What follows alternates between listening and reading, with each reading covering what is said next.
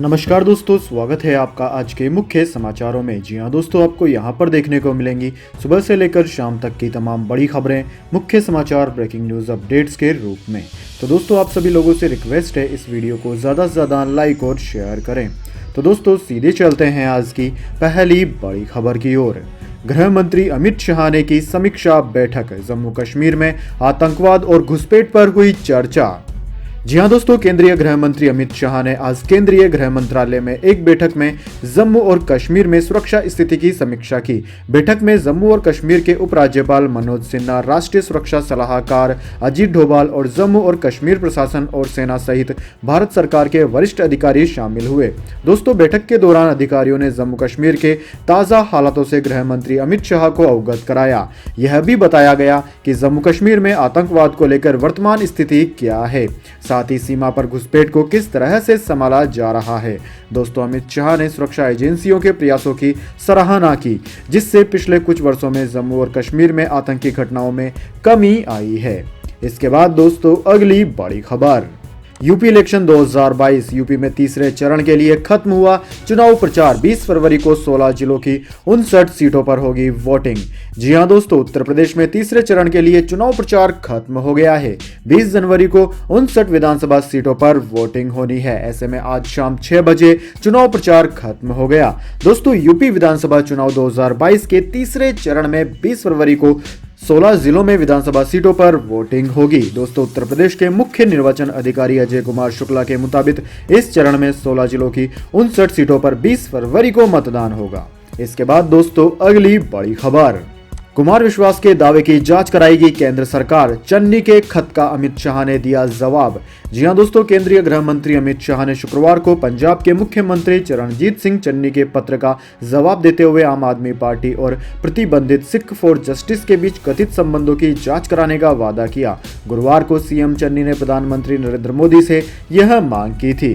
दोस्तों, सीएम चन्नी ने एक ट्वीट के जरिए लिखा, पंजाब के सीएम के रूप में मैं प्रधानमंत्री नरेंद्र मोदी से अनुरोध करता हूं कि हाल ही में कुमार विश्वास ने जो कहा है, इस मामले की निष्पक्ष जांच कराई जाए। साथ ही कहा कि राजनीति एक तरफ, पंजाब के लोगों ने अलगाववाद से लड़ते हुए भारी कीमत चुकाई है। पीएम को हर पंजाबी की चिंता दूर करने की जरूरत है। इसके जवाब में गृह मंत्री अमित शाह ने सीएम चन्नी को लिखा है कि एक राजनीतिक पार्टी का देश विरोधी, अलगाववादी और प्रतिबंधित संस्था से संपर्क रखना या चुनाव में सहयोग प्राप्त करना देश की अखंडता के दृष्टिकोण से अत्यंत गंभीर है। इस प्रकार के तत्वों का एजेंडा देश के दुश्मनों के एजेंडे से अलग नहीं है। यह अत्यंत निंदनीय है कि सत्ता पाने के लिए ऐसे लोग अलगाववादियों से हाथ मिलाने से लेकर पंजाब और देश को तोड़ने की सीमा तक जा सकते हैं। इसके बाद दोस्तों, अगली बड़ी खबर। भारत के इतिहास में सबसे बड़ी सजा, अहमदाबाद ब्लास्ट के 49 दोषियों में से 38 को मिली फांसी, 11 आखिरी सांस तक सलाखों के पीछे रहेंगे कैद। जी हां दोस्तों, शुक्रवार को सुबह 11:30 बजे वो वक्त जब अदालत ने 13 साल तक आतंक से मिले जख्मों का दर्द सहने वाले अहमदाबाद को इंसाफ दिला दिया। अहमदाबाद में 2008 में हुए सीरियल ब्लास्ट में 56 लोगों की जान गई थी। विशेष अदालत ने धमाकों के 39 गुनहगारों को सजा दी। 38 के लिए सजाए मौत मुकर्रर की गई, 11 ताउम्र कैद में रहेंगे। दोस्तों, फैसला ऐतिहासिक है क्योंकि देश के इतिहास में पहली बार एक साथ 38 लोगों को फांसी की सजा सुनाई गई है। इससे पहले केवल राजीव गांधी हत्याकांड ही था, जिसमें एक साथ 26 लोगों को सजा सुनाई गई थी। दोस्तों, 8 फरवरी को सिटी सिविल कोर्ट ने 78 में से 49 आरोपियों को यूएपीए के तहत दोषी करार दिया था। इसमें से एक दोषी अयाज सैयद को जांच में मदद करने के लिए बरी किया जा चुका है। 29 आरोपी सबूतों के अभाव में बरी हो चुके हैं। फैसले के वक्त कोर्ट ने धमाकों में मारे गए लोगों के परिजनों को 1 लाख, गंभीर घायलों को 50,000 और मामूली घायलों को 25,000 रुपए की मदद देने का भी आदेश दिया है। इसके बाद दोस्तों, अगली बड़ी खबर। यूक्रेन का दावा, सीमा पर 1.5 लाख रूसी सैनिक तैनात, विद्रोही भी कर रहे हैं गोलीबारी। जी हां दोस्तों, यूक्रेन के रक्षा मंत्री ओलेक्सी रेजनिकोव का कहना है कि रूस ने यूक्रेन के चारों ओर अपने सैन्य स्टेशनों की संख्या बढ़ाकर 1,49,000 तक पहुंचा दी है। यूक्रेन की संसद में जानकारी देते हुए ओलेक्सी रेजनिकोव ने कहा कि हम रूसी सैनिकों के डिवीजनों को देख रहे हैं, जिनकी संख्या 1,29,000 है। यदि नौसेना और वायुसेना यूनिट्स को मिलाकर देखें तो यह आंकड़ा 1,50,000 से थोड़ा कम ही है। यूक्रेन ने बताया कि रूसी सैनिकों के साथ रूस समर्थित विद्रोही भी सीमा से सटे गांव पर गोलीबारी कर रहे हैं। यूक्रेन का यह बयान ऐसे वक्त में आया है जब पुतिन ने दावा किया है कि उन्होंने रूसी सेना को पीछे हटने की मंजूरी दे दी है। यूक्रेन का दावा है कि लगातार दूसरे दिन देश के अंदर मौजूद विद्रोहियों ने रूस की मदद से आर्टिलरी और मोर्टार गांव पर फायर किए। इसके बाद दोस्तों अगली बड़ी खबर, अखिलेश यादव बोले यूपी में नहीं खिलेगा झूठ का फूल, तीसरे चौथे चरण में सपा लगाने जा रही दोहरा शतक। जी हां दोस्तों, यूपी विधानसभा चुनाव के पहले और दूसरे चरण का मतदान हो चुका है। वहीं 20 फरवरी को तीसरे चरण के लिए वोट डाले जाएंगे। इस बीच तीसरे चरण के प्रचार के आखिरी दिन सपा प्रमुख अखिलेश यादव ने उन्नाव में दम भरा। इस दौरान उन्होंने न्यूज 18 से एक्सक्लूसिव बातचीत में कहा कि तीसरे और चौथे चरण में समाजवादी पार्टी दोहरा शतक लगाने जा रही है। वहीं दोस्तों सपा प्रमुख और यूपी के पूर्व मुख्यमंत्री अखिलेश यादव ने न्यूज 18 से कहा कि भारतीय जनता पार्टी के सभी नेताओं की जुबान बता रही है कि वह बुरी तरह से हार रहे हैं। साथ ही कहा कि झूठ का फूल उत्तर प्रदेश में अब नहीं खिलने वाला। इसके बाद दोस्तों अगली बड़ी खबर, रूस यूक्रेन टेंशन के बीच एयर इंडिया का बड़ा फैसला, 3 स्पेशल फ्लाइट्स भरेगी उड़ान।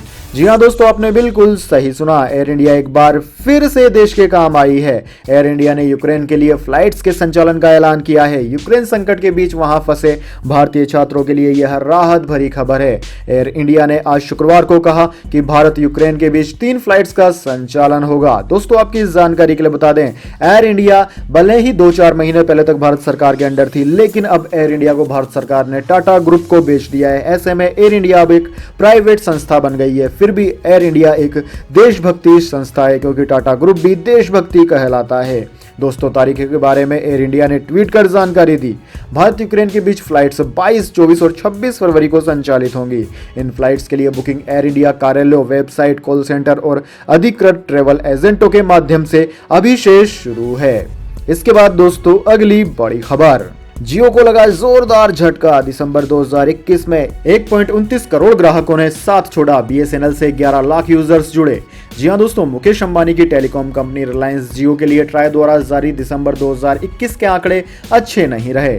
ट्राई द्वारा जारी लिस्ट के मुताबिक दिसंबर 2021 में 12.9 मिलियन ग्राहकों ने देश की सबसे बड़ी कंपनी जियो का साथ छोड़ दिया। दूसरी तरफ बीएसएनएल से 1.1 मिलियन और भारती एयरटेल से 0.47 मिलियन यानी कि 4,70,000 यूजर्स जुड़े। वहीं वोडाफोन आइडिया से 16 लाख यूजर्स अलग हो गए। दोस्तों मार्केट शेयर के मामले में रिलायंस जियो के पास 36%, उसके बाद भारती एयरटेल के पास 30.81%, वोडाफोन आइडिया के पास 23%, बीएसएनएल और एमटीएनएल के पास 9.9% और 0.28% अन्य के पास है। दोस्तों बीएसएनएल ने प्रभावी ढंग से महीने के दौरान सबसे अधिक ग्राहक जोड़े। ऐसे में जब दूरसंचार कंपनी 4G नेटवर्क लॉन्च कर देगी तब उसकी तरफ और ज्यादा लोग जा सकते हैं। बीएसएनएल की अभी देश भर में बीएसएनएल के पास 4G नेटवर्क नहीं है। हालांकि दोस्तों कंपनी को सस्ते टैरिफ फायदा मिला है। दिसंबर में जियो, एयरटेल और वोडाफोन आइडिया ने नए डेटा प्लान लागू कर दिए थे। इससे बीएसएनएल को फायदा मिला क्योंकि बीएसएनएल के प्लान अभी भी सस्ते बने हुए हैं।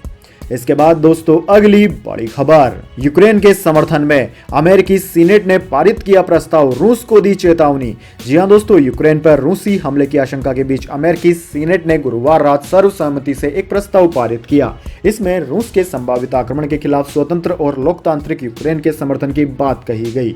दोस्तों प्रस्ताव में सीनेट ने यूक्रेन की रक्षा क्षमताओं को मजबूत करने के लिए अतिरिक्त घातक और गैर घातक सुरक्षा सहायता और राजनीतिक मदद देने की वचनबद्धता प्रकट की। यह भी कहा है कि क्षेत्रीय अखंडता को बहाल करने के लिए यूक्रेन की सरकार के प्रयासों का समर्थन किया जाएगा। इसमें राष्ट्रपति बाइडेन को यूक्रेन पर हमला करने पर पाबंदियां लगाने को भी कहा गया है। दोस्तों रूसी न्यूज एजेंसी स्पुतनिक के अनुसार प्रस्ताव में कहा गया है कि अगर रूस यूक्रेन पर हमला करे तो राष्ट्रपति बाइडेन पर उस पर भारी जुर्माना लगाए। सीनेट ने कहा कि यूरोप में शांति बहाल करने के लिए यह कदम उठाना जरूरी होगा। इसके बाद दोस्तों अगली बड़ी खबर, बच्चों के लिए LIC ने पेश की खास स्कीम, सिर्फ 150 रुपए जमा करें, नौकरी से पहले हो जाएंगे माला माल। जी हाँ दोस्तों, जाने इस खबर को पूरी तरीके से, लेकिन उससे पहले मेरी आपसे एक छोटी सी रिक्वेस्ट है, अगर दोस्तों आपको अभी तक हमारी न्यूज पसंद आई है तो इसे एक छोटा सा लाइक जरूर दे दें, और अगर दोस्तों आपको पसंद नहीं आई है तो बेशक आप डिसलाइक भी कर सकते हैं, लेकिन दोस्तों लाइक और डिसलाइक जरूर कीजिए, क्योंकि दोस्तों यही हमारी मेहनत का फल होता है और इसी से हमें पता चलता है कि आपको हमारी वीडियोज पसंद आ रही है या नहीं। तो दोस्तों जल्दी से विस्तार से जान लेते हैं LIC की यह खबर। दोस्तों दरअसल अपने बच्चों के लिए कुछ अलग गिफ्ट प्लान कर सकते हैं आप LIC की मदद से। वर्तमान समय में बचत और निवेश में लोगों का इंटरेस्ट बढ़ा है। बच्चे के जन्म के साथ ही कई माँ बाप उसके भविष्य की योजनाएं बनाने लगते हैं। लेकिन दोस्तों आपको बता दें कि अगर आप अपनी कमाई का कुछ प्रतिशत भी सेव करते हैं तो आपके बच्चे का भविष्य संवर सकता है। दोस्तों एक ऐसी ही स्कीम LIC लेकर आया है। आपके लिए एक बेहतर स्कीम है new children's money bank plan. इस स्कीम में निवेश कर आप अपने बच्चों के भविष्य को सुरक्षित कर सकते हैं। इस स्कीम में किया गया निवेश आपके बच्चों के लिए नए साल का बेहतरीन गिफ्ट साबित हो सकता है। दोस्तों अगर आप अपने बच्चे के भविष्य को संवारना चाहते हैं तो आप इसमें इन्वेस्ट कर सकते हैं। यहाँ पर आप 150 रुपए रोजाना से इन्वेस्ट कर सकते हैं। दोस्तों जीवन बीमा निगम की new children money bank plan policy 25 साल के लिए की जाती है। साथ ही इसमें आपको मैच्योरिटी की रकम किस्तों में मिलती है। जब आपका बच्चा 18 साल का होता है तब पहली बार इसका भुगतान किया जाता है, दूसरी बार इसका बच्चे के 20 साल का होने पर और तीसरी बार 22 साल का होने पर भुगतान किया जाता है। दोस्तों इस स्कीम के तहत आपको 25 साल में कुल मिलाकर 14 लाख रुपए जमा कराने होते हैं। वहीं मैच्योरिटी पर आपको कुल मिलाकर 19 लाख रुपए मिल जाते हैं। इसके बाद दोस्तों अगली बड़ी खबर, गोल्ड सिल्वर प्राइस टुडे 50,000 के पार पहुंचा सोना।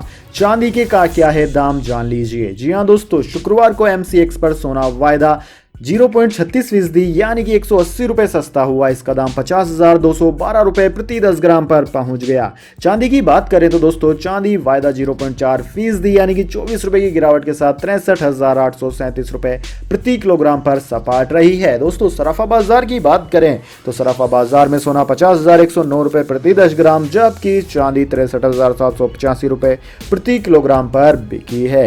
अंतर्राष्ट्रीय बाजार की बात की जाए तो दोस्तों अंतर्राष्ट्रीय बाजार में सोना 0.3% बढ़कर $1902.2 प्रति औंस जबकि चांदी $23.86 प्रति औंस पर रही है। इसके बाद दोस्तों अगली बड़ी खबर, भारत के इन 5 बाजारों को अमेरिका ने बताया कुख्यात। दिल्ली के फेमस मार्केट का भी है नाम। जी हां दोस्तों भारत की पॉपुलर ई-कॉमर्स वेबसाइट IndiaMart.com और नई दिल्ली के प्रसिद्ध पालिका बाजार सहित 5 भारतीय बाजारों को अमेरिका ने कुख्यात बताया है। अमेरिकी व्यापार प्रतिनिधि की ओर से जारी दुनिया के कुख्यात बाजारों की ताजा वार्षिक लिस्ट में इन बाजारों को शामिल किया गया। वर्ष 2021 के लिए गुरुवार को जारी इस लिस्ट में दुनिया भर के 42 ऑनलाइन और 35 परंपरागत बाजारों को शामिल किया गया जो ट्रेडमार्क जालसाजी या कॉपीराइट चोरी में शामिल है। लिस्ट में शामिल 3 अन्य भारतीय बाजार मुंबई में हीरा पन्ना, कोलकाता में किद्दरपुर और दिल्ली में टैंक रोड है। दोस्तों अमेरिकी व्यापार प्रतिनिधि कैथरीन ताई ने कहा कि नकली और पायरेटेड सामान का वैश्विक व्यापार अमेरिकी इनोवेशन और क्रिएटिविटी को कमजोर करता है और अमेरिकी श्रमिकों को नुकसान पहुंचाता है। इसके बाद दोस्तों अगली बड़ी खबर, पंजाब इलेक्शन, कांग्रेस का घोषणा पत्र जारी। 1 लाख जॉब्स महिलाओं को और माह 1100 रुपए देने जैसे वादों की झड़ी। जी हां दोस्तों कांग्रेस ने शुक्रवार को 20 फरवरी को होने वाले पंजाब विधानसभा चुनावों के लिए अपना घोषणा पत्र जारी कर दिया है। इसमें बड़े वादे किए गए हैं जिसमें महिलाओं के लिए 1100 रुपए प्रति माह देने, 8 मुफ्त रसोई गैस सिलेंडर प्रति वर्ष और 1 लाख सरकारी नौकरियों का वादा किया गया। दोस्तों कांग्रेस ने घोषणा पत्र में शराब और बालू खनन की बिक्री के लिए निगम बनाकर माफिया राज को खत्म करने का भी वादा किया। इस मौके पर सीएम चरणजीत सिंह चन्नी और प्रदेश कांग्रेस प्रमुख नवजोत सिंह सिद्धू मौजूद रहे।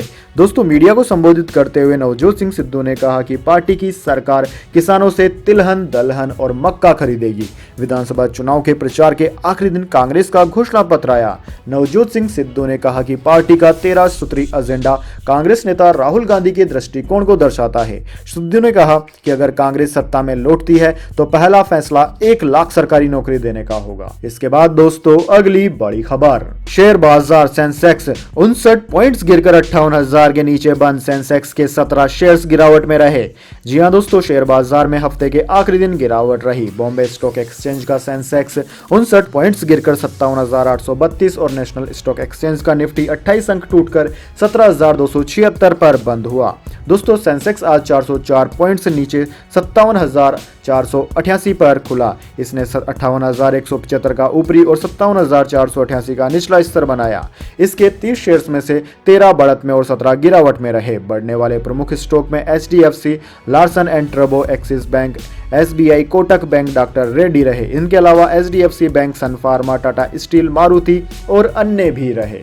इसके बाद दोस्तों अगली बड़ी खबर, crypto currency price today, bitcoin और इथेरियम सहित लगभग सभी बड़ी क्रिप्टो में आई गिरावट, टीथर में बढ़ोतरी। जी हां दोस्तों, शुक्रवार को क्रिप्टो करेंसी बाजार में 5.11% की गिरावट आई। Global crypto currency market cap 1.85 trillion dollar हो गया।